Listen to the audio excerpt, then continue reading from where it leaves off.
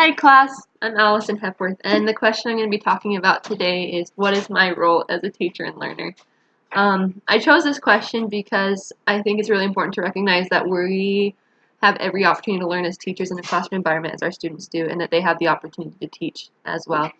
But the three questions I'm going to talk about kind of focus on how to build a good classroom environment.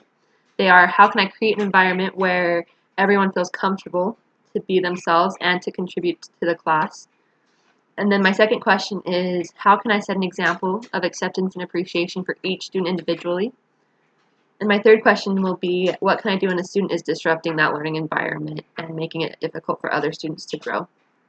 So that first question of how can I create that good learning environment where everyone can feel comfortable to contribute and to be themselves. And one of my classmates talked about leading by example and showing what I expect through my actions. And I think also setting ground rules and not allowing for put downs or bullying in the classroom, as well as making every student understand that we want to know their ideas and that we are interested to know what is going on in their minds. That second question of how can I set an example of acceptance and appreciation for each student individually.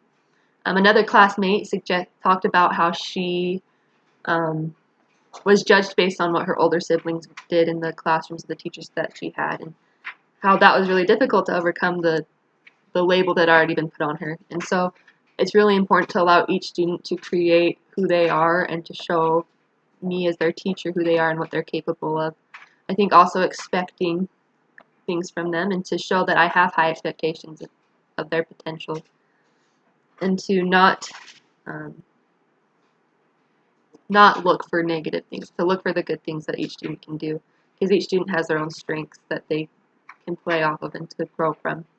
And I also think it's really important to pray for charity, because there's always going to be students that we struggle with or that are going to test our patience or that we're not going to click with as well. So by praying to love them and just really trying to get to know them and to see those good qualities, that is one thing that we can do to really set that example for the rest of the class. The third question that I want to talk about is, what can I do when a student is disrupting that learning environment that we've worked so hard to keep and maintain? And I think that the most obvious answer is to just excuse them from class, to send them to the office or the classroom, or to write them up, or some form of discipline. And while that's not exactly a fun thing to do or what we want to do, it's important to not allow that learning environment to be broken, I guess is how to put it.